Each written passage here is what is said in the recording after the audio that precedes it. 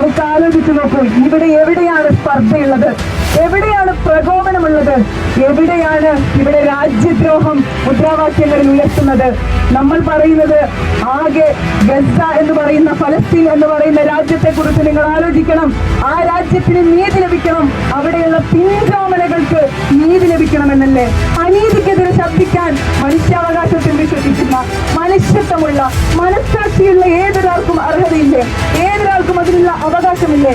അത് മാത്രമാണ് girls Islamic organisation ഇന്ന് നിങ്ങളുടെ മുമ്പിൽ പറഞ്ഞു വെക്കുന്നത്. വിശുദ്ധ ഖുർആനിൽ ഒരു ചരിത്ര യാഥാർത്ഥ്യത്തെ കുറിച്ച് പറയുന്നുണ്ട്.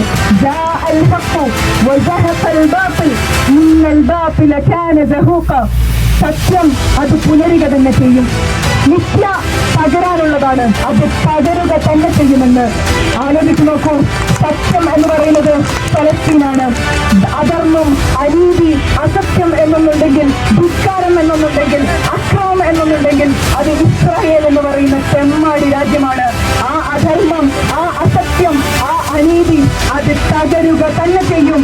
സത്യം തന്നെയാണ് എന്നും ജയിച്ചിട്ടുള്ളത്, അത് വിജയിക്കുക തന്നെ ചെയ്യും എന്ന് പറഞ്ഞുകൊണ്ട് ഫലസ്തീനിന് എല്ലാവിധ ഐക്യദാർഢ്യവും അറിയിച്ചുകൊണ്ട് ഇവിടെയുള്ള എൻ്റെ പ്രിയപ്പെട്ട നാട്ടുകാരെയും സഹോദരങ്ങളെയും ഫലസ്തീനിന് വേണ്ടി ഐക്യദാർഢ്യപ്പെടുവാനും മൗനം വേദിച്ച് അവർക്ക് വേണ്ടി ഒന്ന് ശബ്ദിക്കുവാനും അവരെ ഒന്ന് മനസ്സിൽ ആലോചിക്കുവാനും ഒക്കെ നിങ്ങൾ ഓരോരുത്തരെയും ക്ഷണിച്ചുകൊണ്ട് ഗേൾസ് ഇസ്ലാമിക് ഓർഗനൈസേഷൻ ഇതുവരെയും ഫലസ്തീനോടൊപ്പമാണ് നിന്നിട്ടുള്ളത്.